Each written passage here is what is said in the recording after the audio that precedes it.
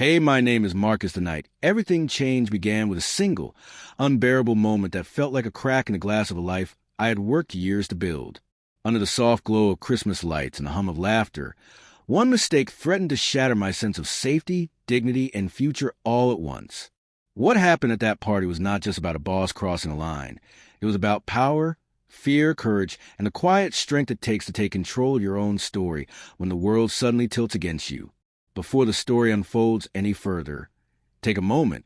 If you believe in kindness, second chances, and the power of choosing what's right even when it's hard, please like this video, share it with someone who might need hope, leave a comment, and subscribe to the channel.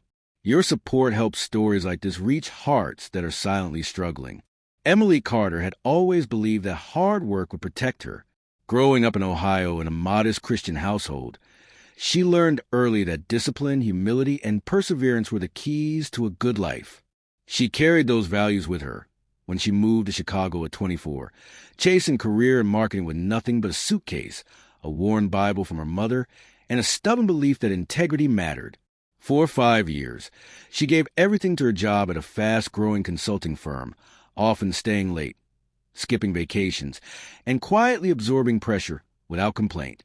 Her boss, Daniel Brooks, was admired by everyone. A respected leader in his early 40s, married, charismatic, and known for mentoring young professionals. He seemed like the kind of man you could trust. Emily trusted him without question. The Christmas party was meant to be a celebration of survival after a brutal year. The office had gone through layoffs, impossible deadlines, and constant restructuring. The party was held in a downtown hotel ballroom, decorated with pine garlands, silver ornaments, and warm white lights that softened the sharp edges of corporate life. Emily wore a simple navy dress, modest and professional, the kind that blended in rather than drew attention. She arrived early, greeted co-workers, and kept the sparkling water, knowing she would drive home later. Daniel arrived late, already flushed, his laugh louder than usual, a glass of whiskey never far from his hand. As the night went on, the music grew louder, and the careful boundaries of the workplace began to blur. Emily noticed Daniel watching her more than usual, his eyes lingering in a way that made her uncomfortable but unsure. She brushed it off, telling herself she was overthinking. After all, he was her boss, a man of reputation, a man with everything to lose. Near the end of the night, as people gathered coats and said their goodbyes, Daniel asked Emily to help him grab some folders he had left in a side conference room. It sounded harmless, routine, and she followed without suspicion. Inside the quiet room, away from the noise, the air felt suddenly heavy. Daniel stumbled slightly, laughing it off, and then, without warning, stepped too close. His breath smelled of alcohol and regret.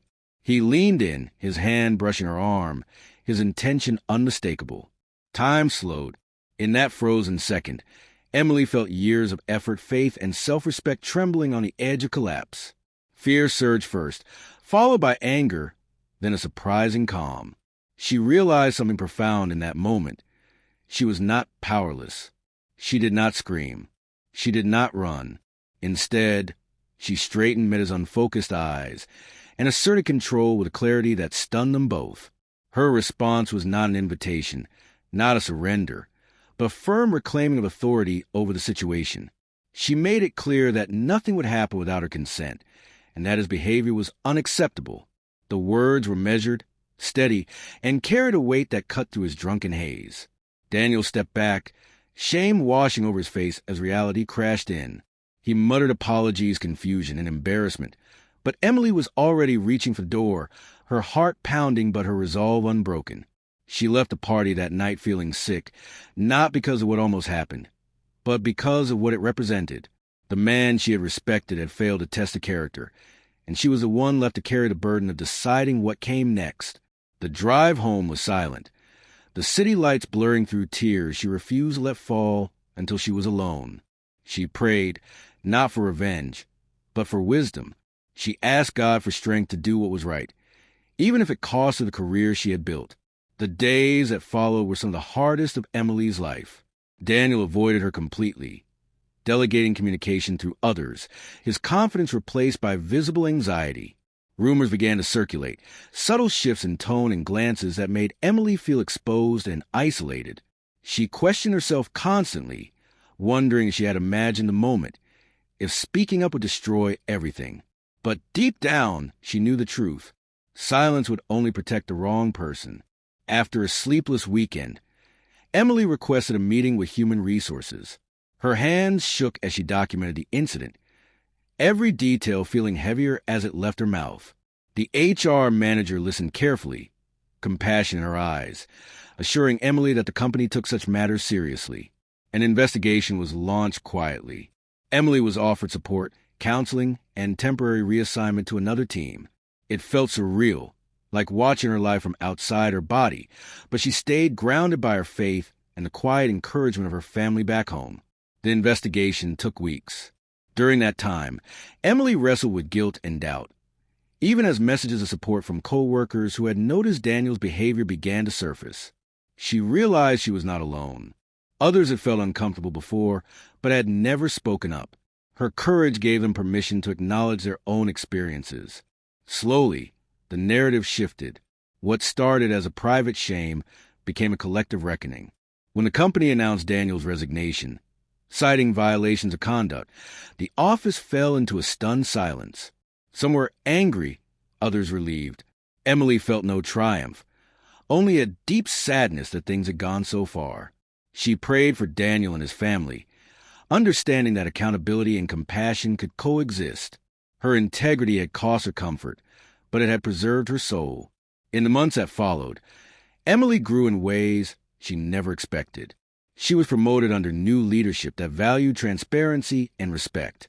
She began mentoring younger employees, especially women, teaching them not just skills but self-worth. She spoke at internal workshops about boundaries and courage, her voice steady, her story powerful without being sensational.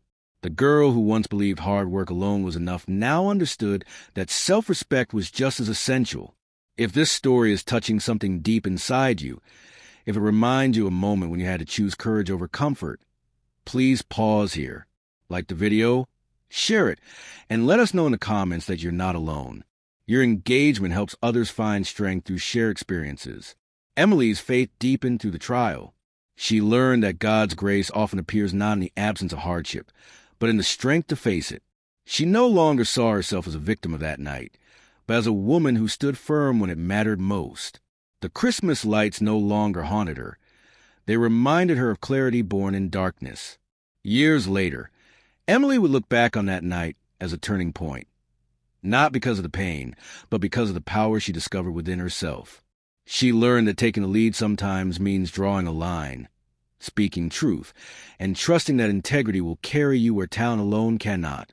Her story became a quiet beacon for others navigating similar storms, proof that dignity can survive even the most uncomfortable tests. Before this story ends, we have a special request. If this journey moved you, if it resonated with your heart or reminded you of your own strength, please leave a comment below sharing what courage means to you. Your words might be exactly what someone else needs to read today. In the end, Emily did not lose her future that night. She reclaimed it, and in doing so, she reminded us all that even in moments of vulnerability, we have the power to choose who we become.